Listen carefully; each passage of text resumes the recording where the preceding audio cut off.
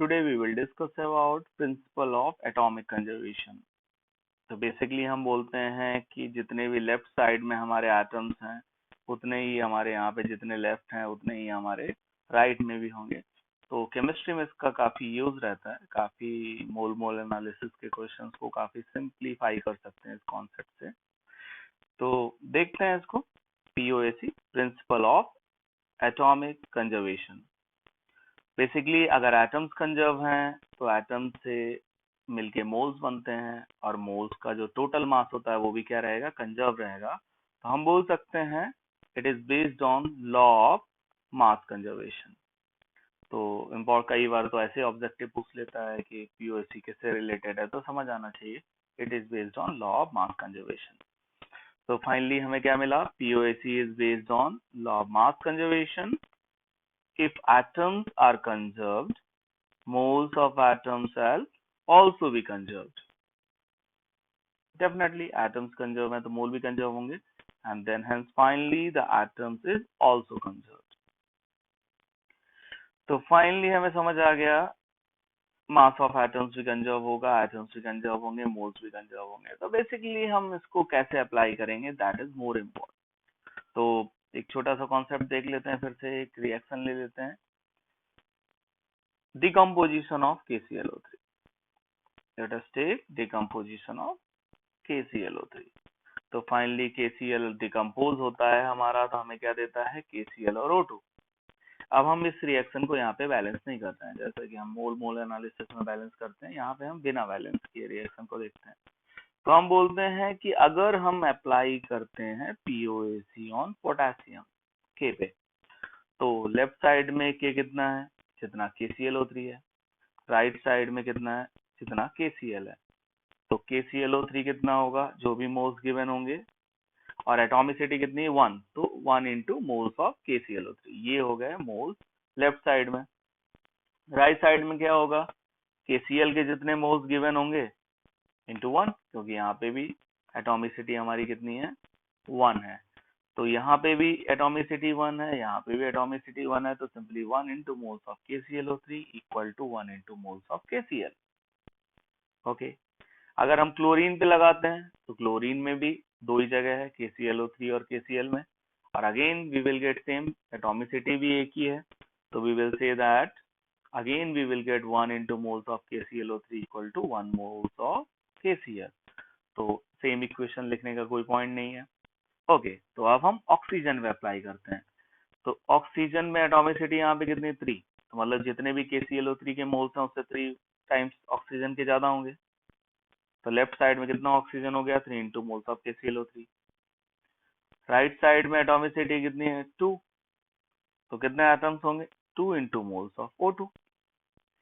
अब अगर हम इसको इक्वेशन 1 और इसको इक्वेशन 2 बोलते हैं, तो हम यहाँ से क्या करेंगे, पहले तो हम इक्वेशन 2 में क्रॉस नंबर्स ले आते हैं।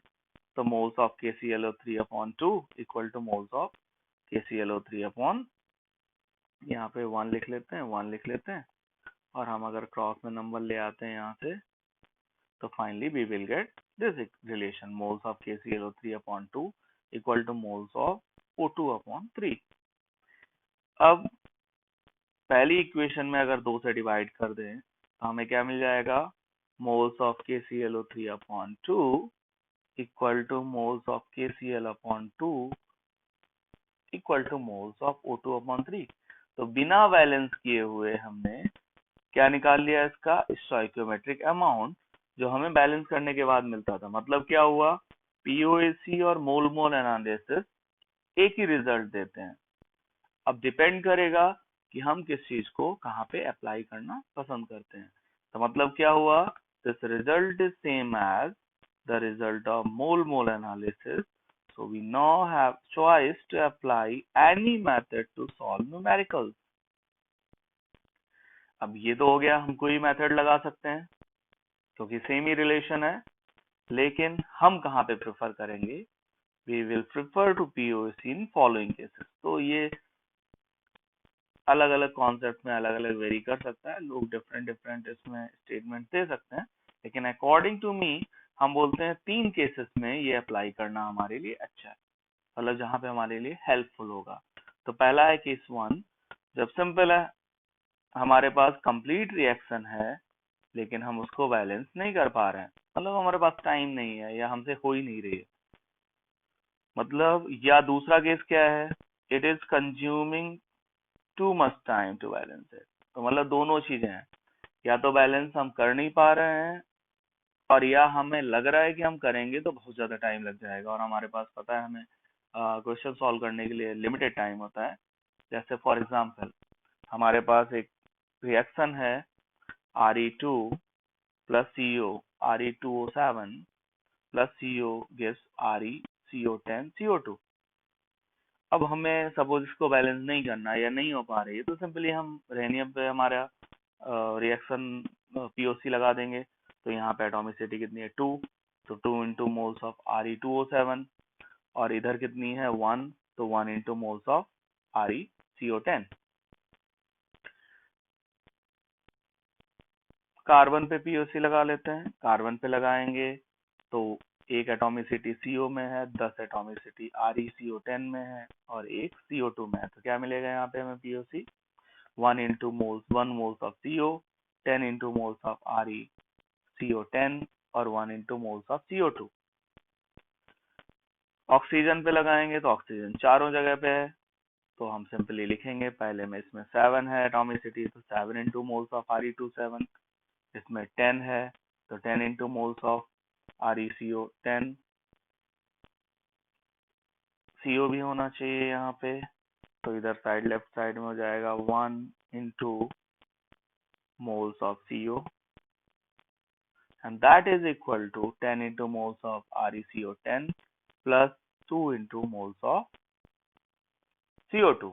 तो बेसिकली प्रॉब्लम नहीं है, अब वैल्यूज दी होंगी हम सिंपली सॉल्व कर सकते हैं, लेकिन कभी कभी ये लेंदी हो जाता है। हम देख सकते हैं कि लास्ट वन इज काफी चारों इन्वॉल्व हो गए, तो कभी कभी कॉम्प्लिकेशन बढ़ जाते हैं, तो हम प्रेफर नहीं करते। लेकिन जब हमारे पास कोई चॉइस नहीं है, अगर हम इसको बैलेंस नहीं कर पा रहे हैं, तो हम लोग वहां पे पीओसी लगाएंगे। तो ये था हमारा केस 1, जब हम रिएक्शन को बैलेंस नहीं कर पा रहे थे या टाइम ज्यादा ले रहा था। सेकेंड है, वी कैन से दैट हमारी मजबूरी है कि हमारे पास रिएक्शन ही कंप्लीट नहीं है, तो बैलेंस ही कैसे करेंगे, जब रिएक्शन ही नहीं है तो बैलेंस करने का कोई पॉइंट ही नहीं है। तो हम क्या करेंगे, हम देखेंगे अगर हमारे पास कोई कंजर्व एटम की इंफॉर्मेशन है, तो अगर इंफॉर्मेशन है तो कोई प्रॉब्लम नहीं है, हम पर्टिकुलर दैट केस में हम उस एलिमेंट के ऊपर पीओसी लगा लेंगे। मतलब when we do not have complete reaction but have information about conserved atom, तो हम पीओसी अप्लाई कर सकते हैं उस कंजर्व एटम के ऊपर। एग्जाम्पल देखते हैं, 0.5 moles of LiLH4 in ether solution is placed in a flask and 74 gram tertiary butyl alcohol was added। ठीक है, रिएक्शन के बारे में कुछ दिया नहीं है, लेकिन हमें दिया है the product is LiAlHC12H27O3। Product दिया है, रिएक्टेंट दिए हैं, लेकिन कोई मैकेनिज्म नहीं, कुछ आइडिया नहीं है कैसे बना है, और हमसे बोला है इसका फाइनली इसका हमें वेट बताना है अगर lithium atom is conserved, lithium atoms are conserved.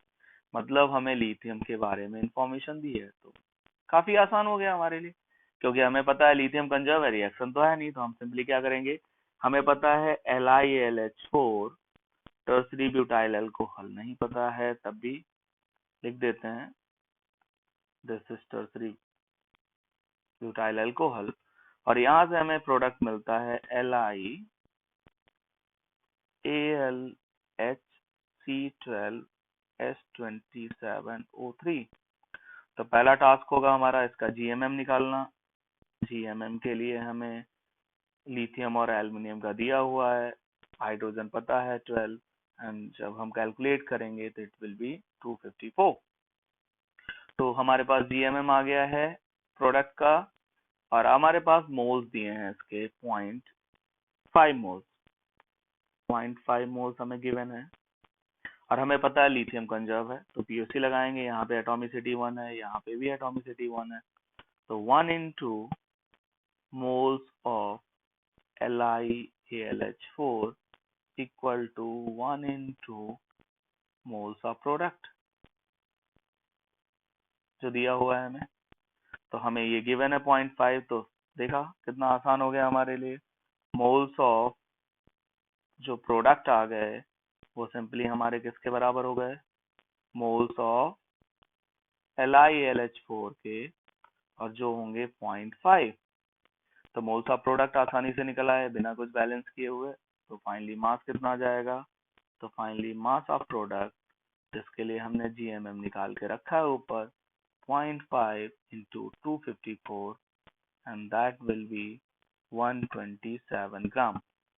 तो फाइनली वी गॉट, जो हमारा आंसर होगा इसका प्रोडक्ट का मास, दैट विल बी 127 ग्राम। तो हम सिंपली समझ सकते हैं इसको। तो ये हमारा सेकंड केस था जब हमें रिएक्शन नहीं दी है, जब हमारे पास कंप्लीट रिएक्शन नहीं है। ओके, थर्ड केस क्या है? Third case basically not necessary कि सब लोग इस चीज को करें, लेकिन मुझे लगता है ये काफी ट्रिकी हो जाता है, कभी कभी काफी इजी भी हो जाता है। जब हमारे पास दो एलिमेंट है, कंपाउंड हैं, और हमें उससे दो ही प्रोडक्ट मिल रहे हैं, तो हमारे लिए आसान हो जाता है। जैसे फॉर एग्जांपल दिया है P4O2, P4O6, P4O10, carbon oxygen से रिएक्ट करता है, CO और CO2, आयन O2 से रिएक्ट करता है, दो ऑक्साइड बनाता है, I2Cl2 से रिएक्ट करता है, इंटरहैलोजन कंपाउंड बनाता है। तो बेसिकली इस केसेस में हमें लगता है पीओसी हमारे लिए काफी हेल्पफुल रहती है, क्योंकि इनको बैलेंस करने के डिफरेंट डिफरेंट तरीके हो सकते हैं। कुछ लोग डिफरेंट तरीके से कर सकते हैं, कि कुछ लोग फॉस्फोरस पे बेस्ड होंगे, कुछ लोग ऑक्सीजन से बैलेंस करने की कोशिश करेंगे। तो हमारे पास दो बैलेंसिंग आ सकती हैं, तो हम यहाँ पे पीओसी लगाना ज्यादा प्रेफर करेंगे। जैसे एक छोटा सा एग्जांपल है हमारे पास कि 127 ग्राम I2 है जो 71 ग्राम क्लोरीन से रिएक्ट कर रहा है और हमें प्रोड्यूस करता है ICl3। Calculate the moles of ICl and ICl3 in the reaction. तो हमारे पास क्या है, I2Cl2 से रिएक्ट करता है ICl3, कितना है 127 ग्राम, 71 ग्राम, और हमें मोल्स बताने हैं दोनों के। तो मान लेते हैं ये X है, Y है।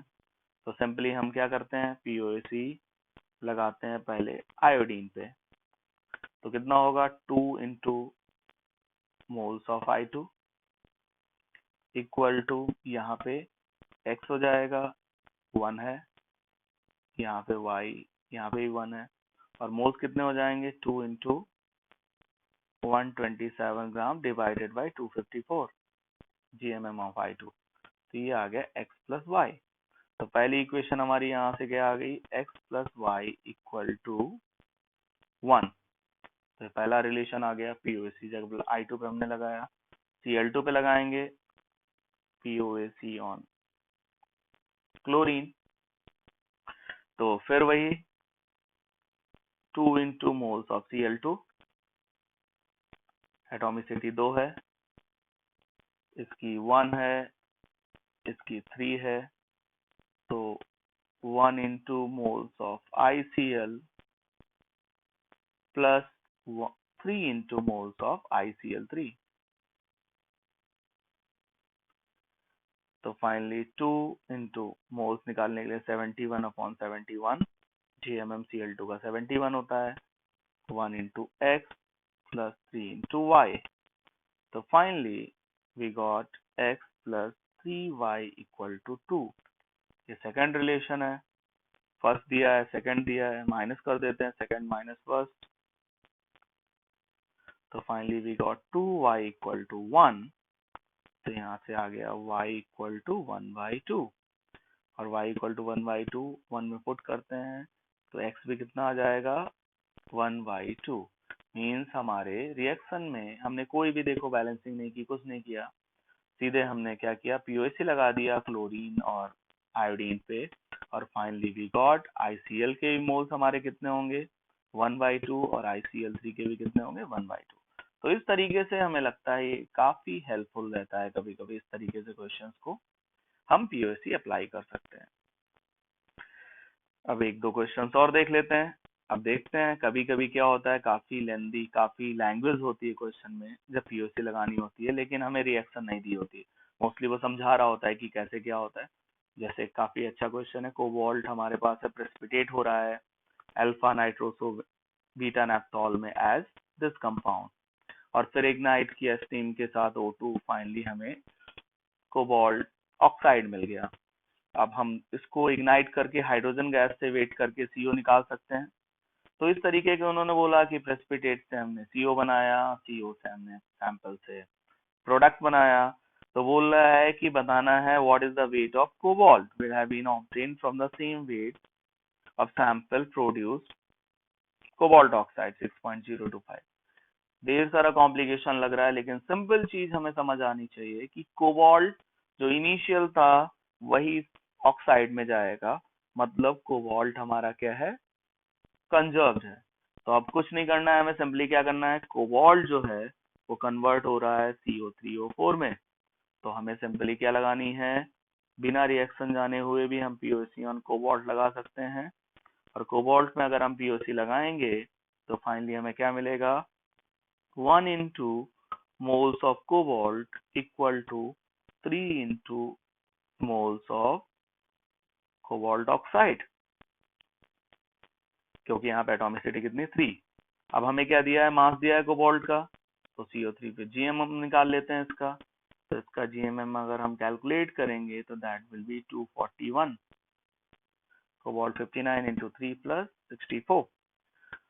तो यहाँ से finally we got moles of cobalt equal to 3 into 6.025 upon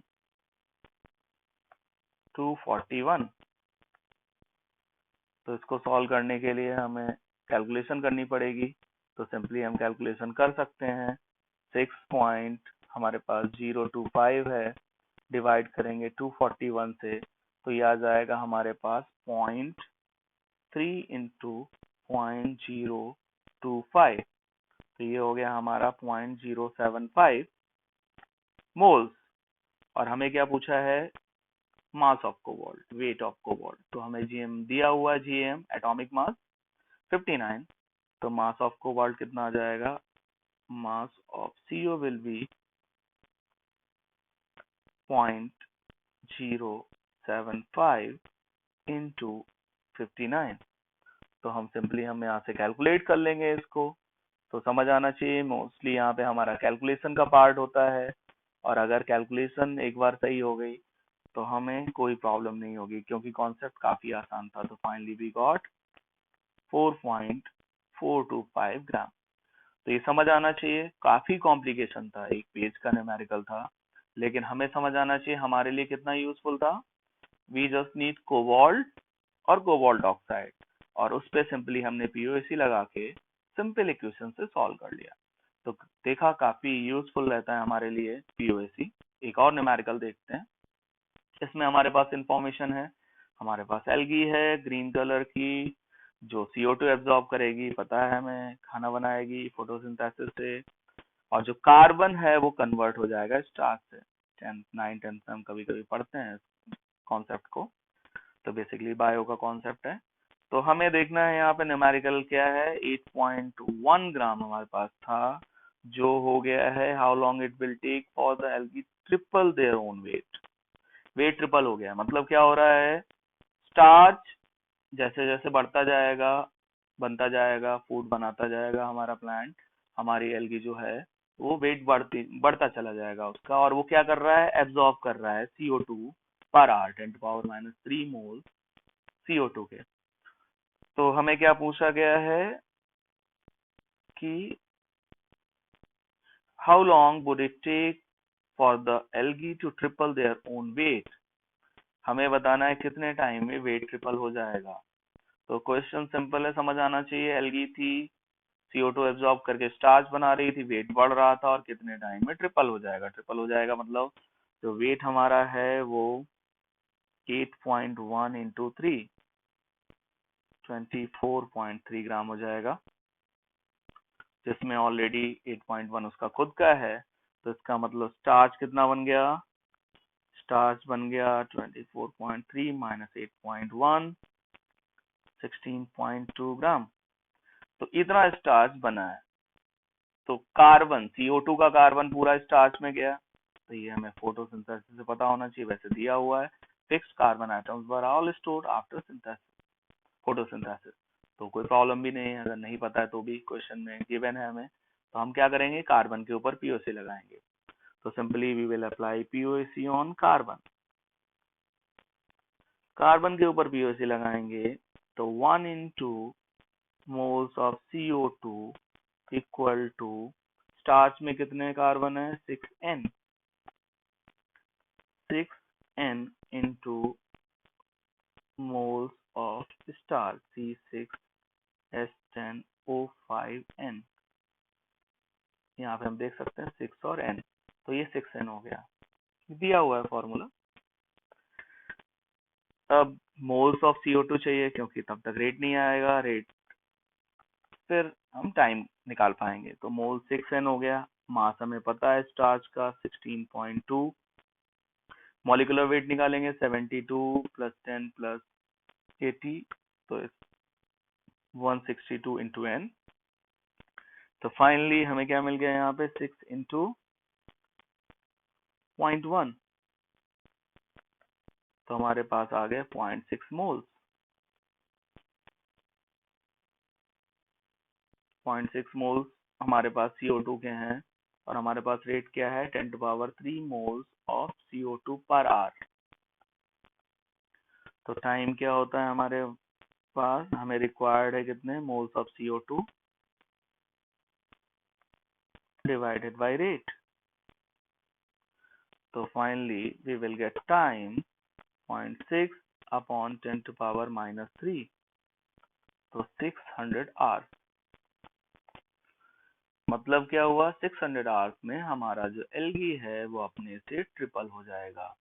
तो अगेन द सेम थिंग, हमें कोई रिएक्शन का आइडिया नहीं था, लेकिन हमें ये पता था इस क्वेश्चन में हमारा जो कार्बन है वो कंजर्व्ड है, और अगर एक बार हमारे पास कंजर्व्ड एटम है तो हम सिंपली उसके ऊपर पीओसी अप्लाई करके हम कोई भी न्यूमेरिकल सॉल्व कर सकते हैं। तो ये हमारा पीओसी का कॉन्सेप्ट था, जो कुछ जगह हमारे लिए काफी इंपॉर्टेंट हो जाता है और काफी ट्रिकी भी हो जाता है। तो that was today's discussion. Thank you.